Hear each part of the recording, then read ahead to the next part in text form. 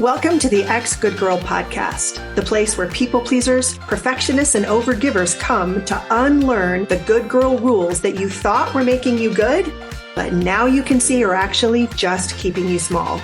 If you've spent your life being unable to say no, putting everyone else's needs and feelings above your own, constantly seeking external approval, or avoiding conflict to make others feel comfortable, if guilt and resentment feel like a constant weight in your life, it is time to learn to knock that shit off.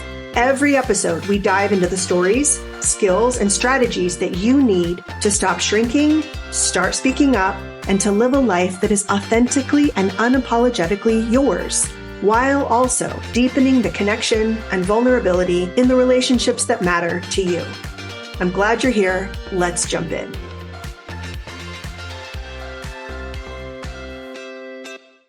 I was on a coaching call with one of my clients, and she's also a coach. And so we were talking about her business and some challenges that she has been trying to figure out, and I'm trying to help. And partway through, she said something that it just made me laugh, because we were talking about like what her ideal situation would look like. And she said, well, when I look at what you have, everything seems, so great. Like you have exactly what I want. And in the moment, I just laughed, and it was maybe not the most professional thing to do, but it was just so automatic, not because I was flattered or I just couldn't believe it. It just didn't seem true, because at the exact same time that I was coaching her on some of the things that are coming up for her, I have been struggling, right? I think entrepreneurship and owning your own business is in some ways a lot of struggles and a lot of problems that you just have to work on and figure out. But I hadn't talked about it with anybody. And it just, in that moment, it was just so interesting that what she was looking at seemed to her to be what she wanted. And yet on the inside of it, for me, it's been really hard. And so I knew it was time again to do another episode about what I am struggling with and working on, because I think it matters that you know that inside of this kind of self-help world, it's very easy to look at other people and think that they either aren't struggling or aren't struggling with the same things, or that they've somehow got everything figured out. And I don't. I am not past all the hard parts. I am on the very same path, working on the same things that I teach, sometimes succeeding, and in some ways, not succeeding yet, still having a lot of things that I need to work through. And so here are 3 things that I am genuinely working on right now. And when I look at all 3 of them, there's one kind of worry that are showing up underneath each of them. And it is this. It's such a classic good girl question. How am I going to be perceived? How are people watching me going to be thinking about me? And that's just such, classic good girl. I see it in my clients. I still very much see it in myself. And so one of the places is aging. And I'm turning 53 this year. That still feels like wild to say. I think it's very normal to feel, younger in my brain than I do in my body. You have several decades where it just doesn't seem like things are changing all that much in terms of aging. I mean, I've had 5 kids, right? So there's plenty about my body that is not the same. But in some ways, I expected that, or I knew it was going to happen. And aging has kind of snuck up on me in a really interesting way. I'm noticing sagging and wrinkles and things shifting in a way that are totally out of my control. And at the same time, I used to think that my phone was, just listening to me, but now I'm convinced it's like reading my mind too, because I am getting a ton of ads for fillers and plastic surgery and fat freezing and the whole kind of landscape of products and procedures And in my mind, right, I know that those products and procedures were designed in boardrooms of men to sell me the cure for the problem that they also created, right? The message that my aging body is a problem, that something is going wrong, that I need to preserve my youth for as long as possible to still be attractive, to be pretty, to be wanted, to be desired. And here's the crazy thing, I know who built that landscape that I'm living in, and I know why. Men decided what female bodies are supposed to look like and supposed to do, and then built an entire industry to profit around having the problems with their bodies pointed out. And when women believe they're not doing it right, and I still feel that pull. Um, an example, I have been coloring my hair for years. I started going gray actually in college, and it really ramped up, maybe 4 or 5 years ago. And so I've just colored it because I don't want to go gray. A couple of days ago, I just noticed how resistant I was. I had several, an inch and a half of gray grown out that I had just been kind of covering up. And my husband said, why don't you just let it go? Just let it go gray. And my boys, the two that still live at home, are like, yeah, mom, it would look so cool. You'd look so good. And I couldn't do it. I even went and had AI like generate an image. I put a picture of myself in AI and asked it to make up a picture of me with gray hair just to see. And it was interesting because it was just like, no, I don't like that. And then I went and colored my hair. So I'm just sitting with what it means that I'm not ready for that I'm not ready.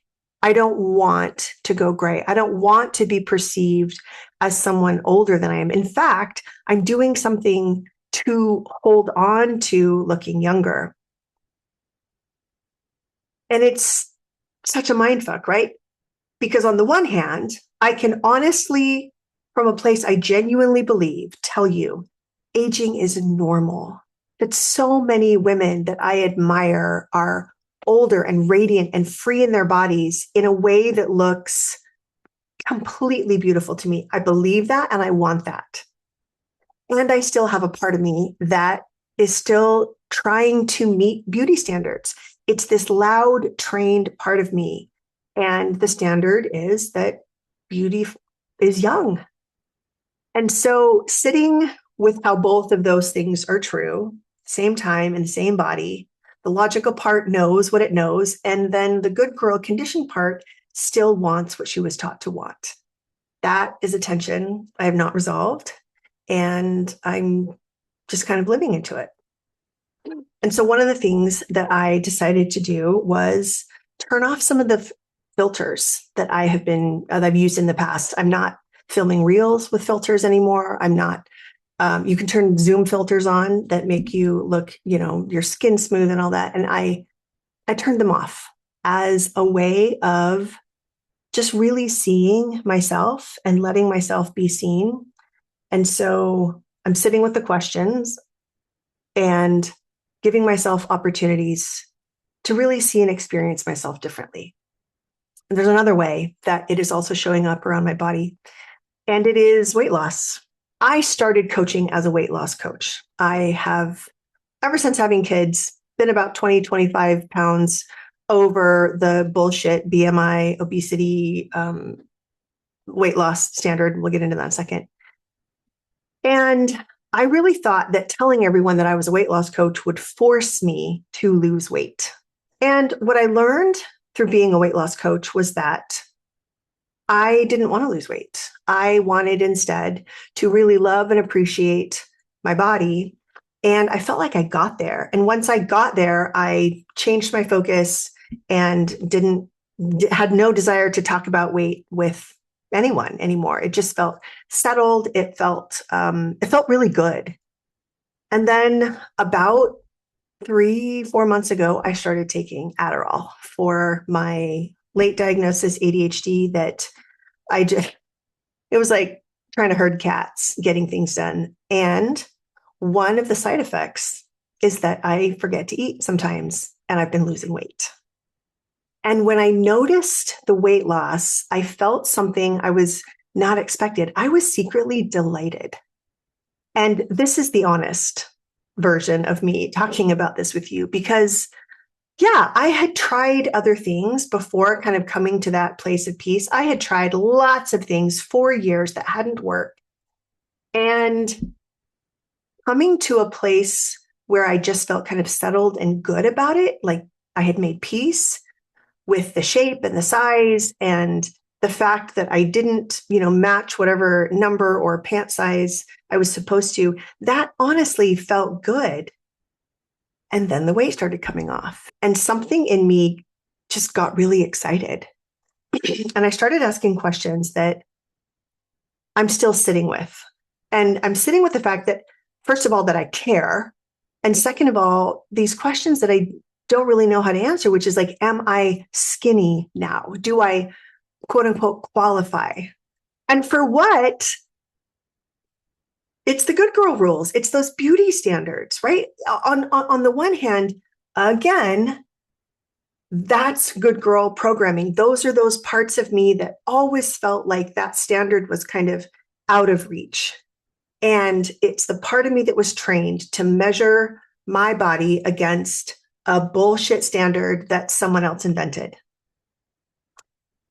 And that's, again, kind of that back and forth between the logical part of me that knows exactly where this came from, that knows it's bullshit. I mean, BMI is the scale that categorizes bodies as healthy or unhealthy, was invented in the 1830s by this Belgian mathematician using data from white European men. It was racist and bullshit from the beginning. And it was designed to measure like averages. And so it's been part of our discussion about health and body size for decades without ever even looking at, is it measuring what it's supposed to measure? And since then, there's a lot of data about health and health at many, many different sizes. And so again, my brain knows that there is logic and there is programming. Even knowing that, even having been taught about body image and the beauty standard that and the whole like industry that is around that, even having real conversations with women for years about this, the conditioned part of me still feels the pull of the standard. So again, I don't have a super clean answer. I'm realizing that the body kind of, I don't know that I want to call it body dysmorphia. That's not, I don't know. Is that it? I might have to look into that. But this inability of me to see my own body as separate from the standard completely has resurfaced again. And so I'm just sitting in what to do with that. Number 3, third place where this is showing up a lot is in using my voice. And this one actually might be the hardest one to talk about because I genuinely believe in my whole body, without a doubt, that if women were empowered to speak up about what they want and what they need without apology, without worrying about how they would be perceived, we would live in a fundamentally different world. The biggest problem we have right now is women who do not feel like they can. I feel that. I know it in my bones deeply. And I almost get a little embarrassed by how earnestly I want to talk about it when I'm working with a client or when I'm thinking about it throughout the day. And so when I go to speak in public on a podcast or social media, or even when I'm talking about it with other people, I feel a part of me get careful. And I start to think, is this too much? Am I being weird? Am I awkward? Am I being too earnest? What if someone disagrees? You know what? people already know this? What if they think I'm naive or wrong? Or if I'm just too passionate about this? I mean, the good girl is still in the room, right? And I see how I have gotten comfortable with like a certain level of speaking up, of putting my ideas into words, of putting them out into the world. And I still feel careful about it sometimes. I still feel like I want to be perceived as someone who is smart, like I want to be perceived as somebody who knows what they're talking about.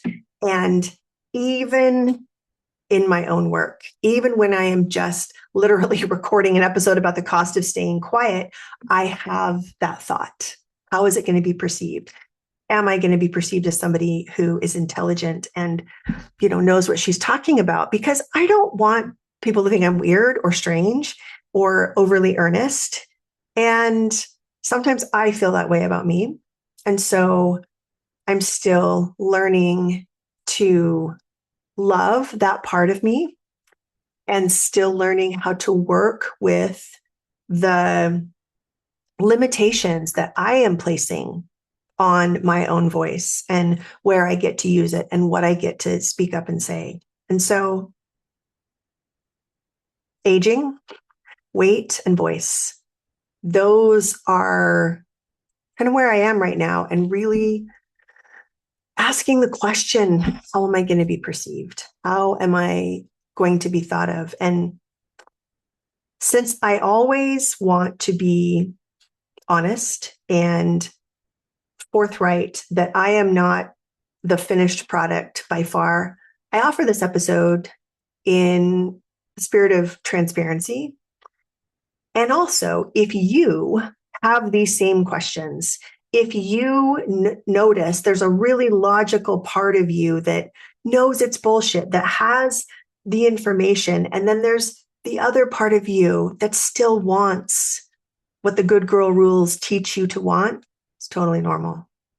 It's totally normal. And I think the value is in noticing the tension and in letting all of those parts of us be loved equally. I can love the logical part. I can love the good girl part. And as I love both of them, they settle down. I feel more peace. And I feel like I'm able to just keep going. And in some ways, I don't actually need to fix anything, because when I notice and when I love those parts, it's easier to keep going. And so if you're in that too, and if you're someone who knows better and still feels the pull of what you were taught, it just makes complete sense. So that's what I got for today. Thanks for listening. I'll see you next week. If this podcast has been useful to you, a 5-star rating wherever you listen means more than you know. And if you're ready to do this work for real, I want you to head over to sarahfisk.coach. You can sign up for my emails, download my free guide to having difficult conversations, or even book a call with me. You and me on Zoom talking about your specific situation so that you can see exactly how this work applies to your life and how I could help. I also want you to know that my group coaching program has a new name. It used to be called Stop People Pleasing, and it's now called Connected. Because stopping something is really only half the work. The other half is creating something, self-trust, relationships that are deeply satisfying, and a life that is authentically, unmistakably yours. If that sounds like what you're after, come find me at sarahfisk.coach.